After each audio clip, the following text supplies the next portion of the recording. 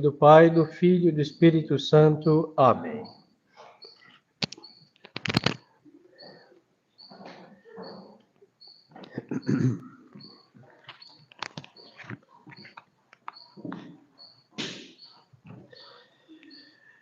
Continuação do Santo Evangelho segundo São João. Naquele tempo disse Jesus a Pedro: segue-me. Pedro, tendo-se voltado, viu que o seguia aquele discípulo que Jesus amava, o qual nascia e estivera reclinado sobre o seu peito, e lhe perguntara: Senhor, quem é o que te há de entregar? Por isso Pedro, vendo, disse a Jesus: Senhor, e deste, que será? Disse-lhe Jesus: Eu quero que ele fique assim até que eu venha. Que tens tu com isso? Tu segue-me. Correu logo esta voz entre os irmãos que aquele discípulo não morreria. E não lhe disse Jesus: não morre, mas eu quero que ele fique assim até que eu venha. Que tens tu com isso? Este é aquele discípulo que dá testemunho destas coisas, que as escreveu, e sabemos que é verdadeiro o seu testemunho. Podem sentar. Em nome do Pai, do Filho e do Espírito Santo. Amém. Louvado seja nosso Senhor Jesus Cristo.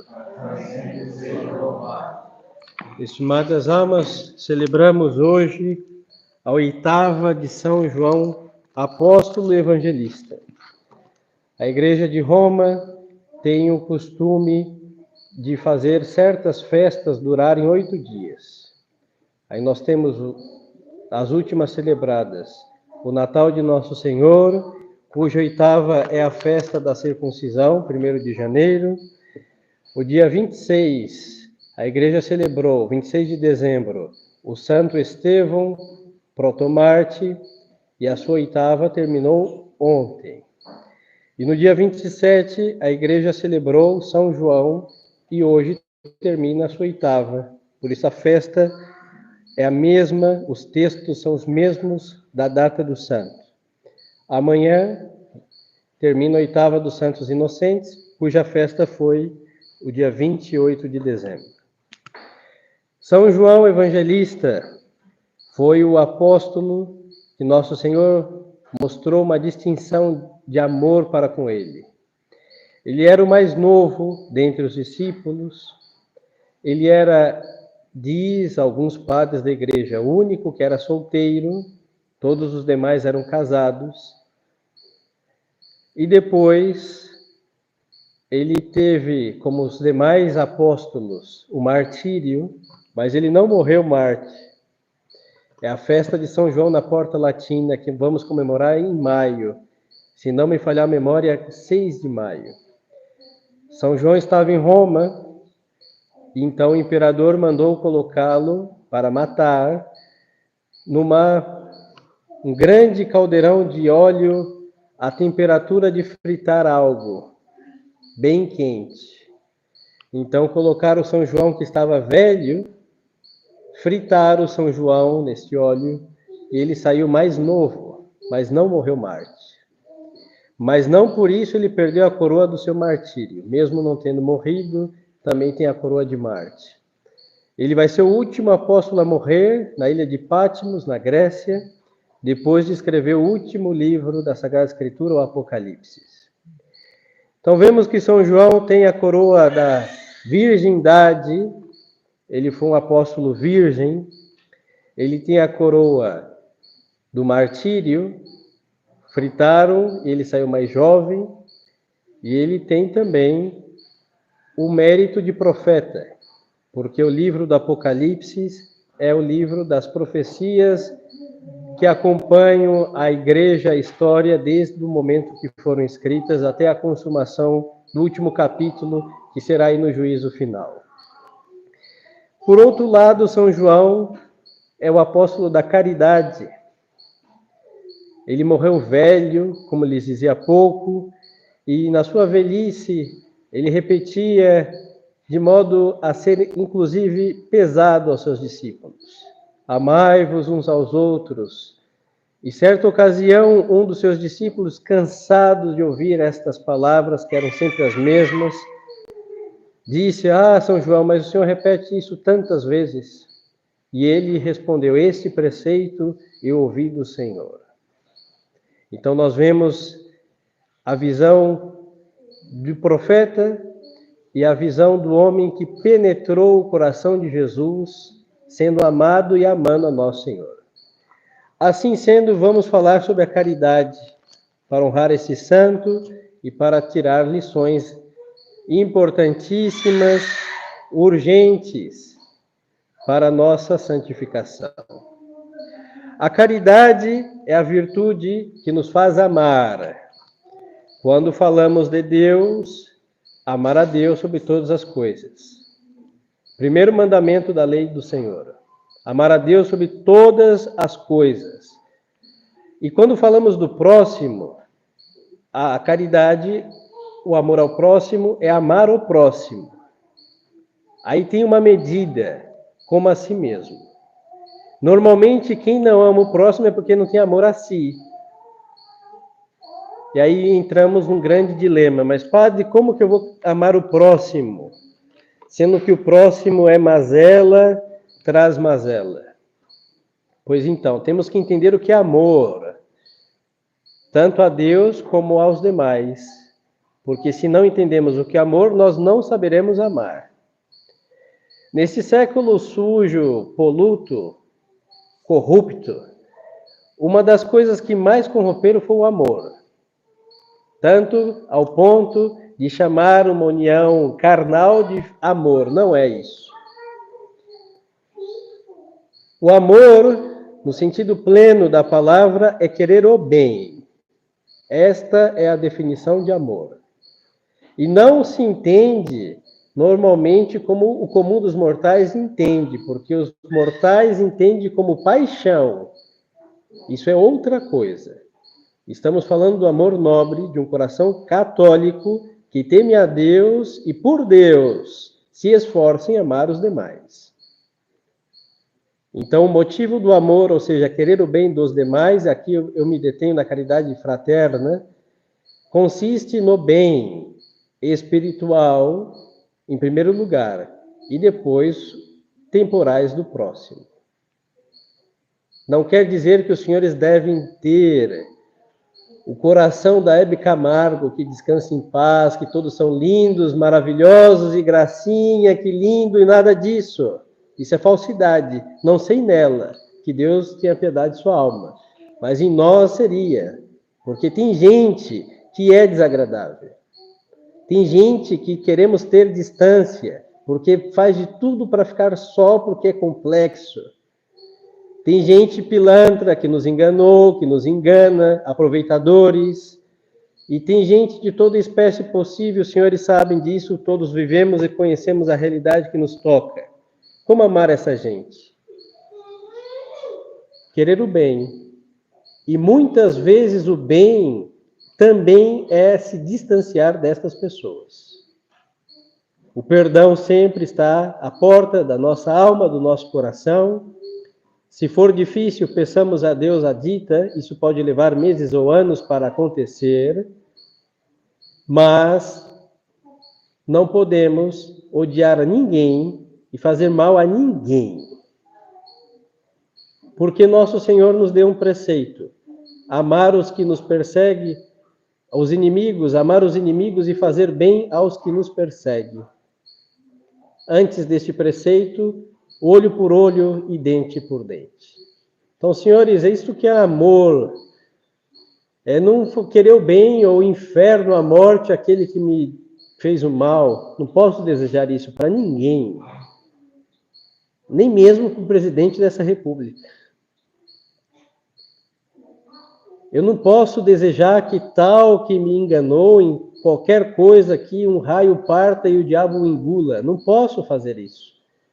Porque no final das contas, tanto eles como nós custamos o sangue de nosso Senhor. Então eu estou a dizer, quando odeio alguém, que não caia sobre ele a redenção, porque ele ou eles, os nossos inimigos, quem os tem, também são alvos do amor a Deus. Se Deus ama, inclusive estes, quem somos nós para desejar o mal? E nisso, senhores, não podemos ir longe. Isso nos toca, o primeiro combate contra a caridade, muitas vezes, é dentro de casa. Irmãos contra irmãos, marido contra mulher, mulher contra marido. E aí vamos ver que aqui neste momento em que a caridade ela tem uma hierarquia. O próximo, mais próximo que temos somos nós mesmos. Então temos que nos amar, querer o nosso bem. Mas não podemos confundir o nosso bem com o nosso egoísmo. É o que normalmente fazemos. Transladamos o nosso egoísmo diabólico a chamar de bem da nossa alma. E isso não é verdade. O nosso bem consiste nas nossas virtudes pobres e consiste também na ordem que cada um estabeleceu em sua casa segundo Deus. Isso ninguém pode destruir. A partir de então, temos que amar a nós. Então eu não posso jamais, em nome de nada e de ninguém, fazer um bem que vai custar a minha salvação eterna. Isso, em realidade, é bem, entre aspas, é um mal. Por isso, nosso Senhor disse, o que adianta salvar o mundo inteiro se vier perder a sua própria alma? Ademais de um idiota, seria uma contradição. Eu mando todos para o céu e eu vou para o inferno. Não pode ser. Então, todos os bens, querem ser vistos em atos, em generosidade de alma, em esmolas, no que for, eu não posso colocar em detrimento o bem nem meu e nem dos meus. E os meus consiste, para os senhores que têm família, na sua família. Eu não posso pagar as dívidas do vizinho e depois cortarem a luz de minha casa. Ah, mas eu me esqueci de mim. Não, você foi um tolo. Não podemos fazer isso. A caridade tem uma hierarquia. Amar a si e, a partir de si, amar os seus. E os seus começam com os mais próximos. Nossos pais, nossos irmãos, quando vivemos em família. Depois, família constituída. A esposa, marido que a ame, queira o bem da sua esposa. Esposa que ama marido, quer o bem do seu marido. E começa pelo bem espiritual, Senhor. A salvação da alma, porque é o bem sobre todos, o bem que é Deus. E a este bem que é Deus se opõe o nosso egoísmo, certas coisas que em nome do amor são feitas em casa ou no leito conjugal, que são pecados. Quem faz o pecado, diz a Sagrada Escritura, odeia a sua própria alma. E quem faz o pecado com o próximo odeia a própria alma e a alma do próximo. Este é o pior mal que pode ser feito. E muitas vezes, em nome do amor e do não sei o que lá, chama como quiser, se faz mal para o próximo pelo bem-estar pecaminoso. E o nome disso é ódio. Diante de Deus, isso que se chama. Todo aquele que faz o mal odeia o seu próximo. E de casa, vamos aos mais próximos, nossos vizinhos. Que a maior caridade para com o vizinho é estar bem longe dele. Temos que saber dizer bom dia, boa tarde, boa noite, como vai e tchau. Porque sabemos que uma amizade um pouquinho mais do que isso gera intimidade. E um vizinho que se intromete na casa, ele é um intruso que vai penetrar nesta vida tão íntima de um lar. Por isso, o melhor vizinho é aquele que nós nem vemos. Tenham cuidado com isso. A partir dos vizinhos, aquele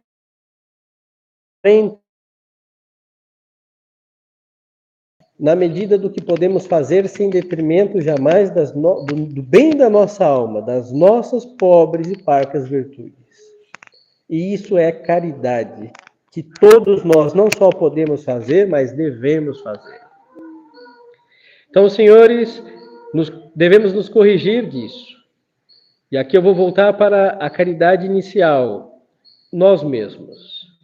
Como nós queremos a salvação da alma de alguém, se muitas vezes nós nem buscamos a salvação da nossa própria alma? E aqui na tradição acontece isso. Tem gente que fica militando na internet e respondendo e brigando com as respostas que colocaram não sei aonde, no canal X ou Y, e fica lá arrumando encrenca no grupo dos modernistas e querendo mostrar a verdade, tudo muito bem. E este não conhece os 10 mandamentos da lei de Deus. Quando chegar no juízo de Deus, e Nosso Senhor fizer a pergunta do catecismo essencial para se salvar, e ele não souber, mesmo que esta alma tenha enviado uma legião de almas para o céu, ele não entrará no paraíso.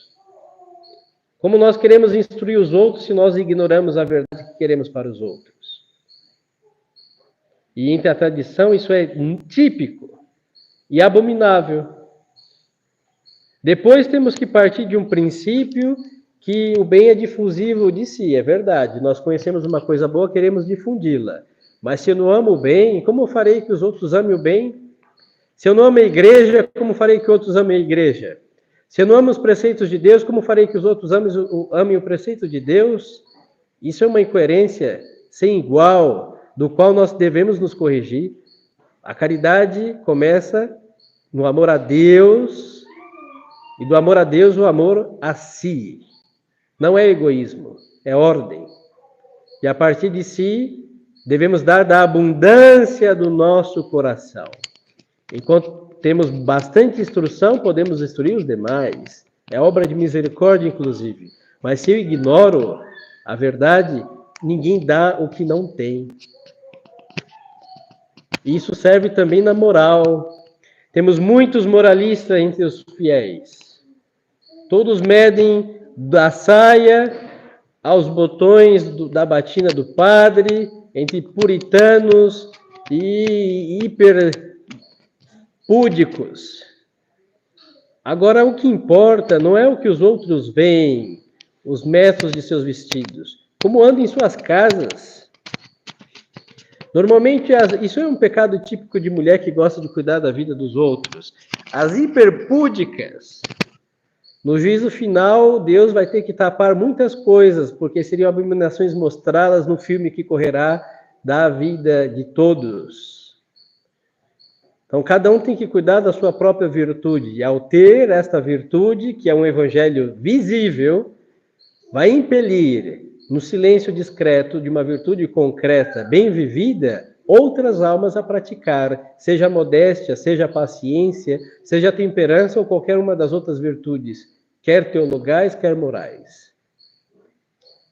Então, senhores, quando nós não temos essa caridade vivida entre nossa alma e Deus e nossa alma e a do próximo, nós somos uma constante contradição. E se pode aplicar a nós o que o profeta dizia dos hebreus, referente a Deus: por vossa causa, o meu nome é blasfemado. Isso é verdade. Muitos vêm à missa, se confessam, têm o seu rosário rezado, suas imagens, suas lâmpadas, seu incenso a Deus, tudo muito lindo, e é incapaz de tratar com um pouquinho mais de mansidão na primeira contradição. Eu concedo, porque somos seres humanos, que tem coisas que têm limite. Eu não estou falando que toda vez que ficamos bravos e temos que impor algo, estamos a pecar. Mas eu não posso, por uma palavra torcida, fuzilar uma pessoa, por um olhar torto, levá-la à sepultura. Tudo tem que ser proporcional. E a quem mais foi dado, mais será cobrado. E entre nós, o grande distintivo foi a caridade. Atos dos Apóstolos. Quando viu os primeiros católicos, o que diziam os pagãos? Vejam como eles se amam. Hoje, quem olha o catolicismo diz: vejam como eles se atracam. Veja como eles se dilaceram. Vejam como eles se odeiam. Vejam como eles brigam. E isso é um sinal que nos falta o Espírito de Deus sobre nós, que é o Espírito Santo, que é o Espírito de quê? De amor entre o Pai e o Filho, e entre aqueles que ele repousa como seu templo. falta a vida de Deus em nossas almas. Então, senhores, celebrando São João Evangelista, apóstolo, e nesse início de ano vamos nos corrigir. Poderia passar aqui um dia, pelo menos, a descrever quantas são e contínuas as nossas investidas contra a caridade fraterna. Quer nos lares, quer na missa, nos bancos de missa. Será o maior purgatório, me atrevo a dizer, invadindo os arquivos do Senhor Deus. Se lascam no purgatório numa chama terrível, infernal, muitos por falta de caridade para com o próximo. E segundo os decretos do Altíssimo, que me atrevo a prescrutar, aquele que nós mais falamos mal, aquele que mais invejarmos, aquele que nós mais azucrinarmos nesta vida, estarão provavelmente na mesma chama do purgatório que nós. 4.877 anos na mesma chama. É merecido até mais tempo. Então, senhores, imaginem que é melhor consertar estas coisas neste mundo do que ter que espiá-las no purgatório, na mesma chama, com alguém que nós nem queremos ver. Então, o que podemos fazer? Tem certa gente, não importa se de missa ou sem missa, que nós devemos nos distanciar. E qual classe de gente? Repito, insisto, aquelas que são um empecilho para o nosso crescimento espiritual. Distância é caridade. E aquelas que também nós sabemos que somos pedra de tropeço para o crescimento espiritual delas. Aí nós devemos nos enxergar e nos afastar dessas pessoas, para o bem delas. E sem grosseria, não precisa nem enviar uma notificação do distanciamento. Ninguém vai atrás de quem se quer distanciar. Todo mundo ainda tem 2 dedinhos de testa capaz de perceber o distanciamento saudável. Depois devemos trabalhar com a graça do bom Deus, o bendito e tão difícil perdão. E começa com a nossa alma diante de Deus. Confissões bem feitas, contritas. Aqueles que nós ofendemos alguma vez, se não conseguimos ainda pedir perdão a eles, rezar por essas pessoas. Às vezes somos egoístas, inclusive no sentido espiritual, vemos o mal que nos fizeram. E nós não enxergamos o mal que nós fizemos aos outros. Então vamos começar pelo que está mais perto de nós. Se não temos ainda aquele arrependimento profundo, orações para adquirir o arrependimento de todas as mazelas que fizemos ao próximo. Das vezes que fomos pedras de tropeço para aquelas almas não chegarem no paraíso. E rezar por essas pessoas. Peçam missas, ouçam missa, ofereçam suas comunhões, seus terços, suas novenas por estes. E se olharmos para o nosso passado, temos vários que fomos pedra de tropeço. Então temos que nos perdoar, e temos que perdoar, pedir perdão, pelo menos a Deus, se não conseguimos ver estes que o tempo já fez o seu serviço. E depois perdoar aqueles que nos fizeram mal. Quando não conseguimos, devemos, nós temos a vida inteira, sabe Deus quanto nos resta para viver, para que, ao sermos ceifados pela morte, tenhamos resolvido todos os problemas com o próximo. E hoje pode ser o último dia.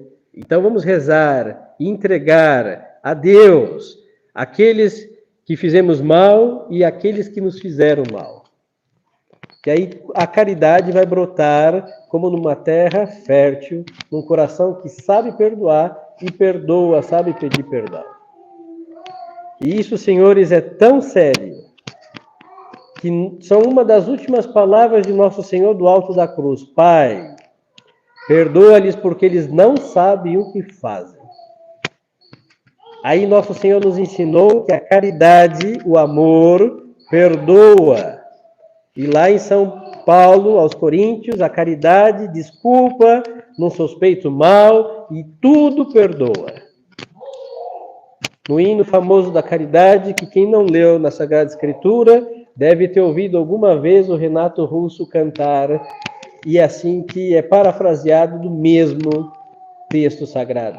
Conhecer ou via sacra ou via profana, e ali está tal qual o que disse o apóstolo, boca de Deus para nós. E assim sendo, senhores, vamos progredir, porque aquele que ama sempre avança no caminho da salvação. E sendo Deus o amor, o amado, e por ele perdoando aqueles que nos impedem de chegar ao caminho da salvação, nós vamos não só nos arrastejando em direção ao céu, mas vamos voar, porque o amor dá asas, e a nossa vida não será tão penosa com o próximo, não será tão penosa a nossa oração, não será tão penosa a penitência que se avizinha da quaresma, a abstinência não será tão penosa, porque tudo é penoso, porque falta amor. O amor facilita tudo. E se está tudo tão difícil, é porque falta amor. Então, que o São João, tão amado, tanto amou nosso Senhor, interceda por nós. E temos aqui, nesse início de mês e de ano, a hora de iniciar essa tão importante obra de amar a Deus e amar o próximo para salvar as nossas almas. Louvado seja nosso Senhor Jesus Cristo. Em nome do Pai, do Filho e do Espírito Santo. Amém.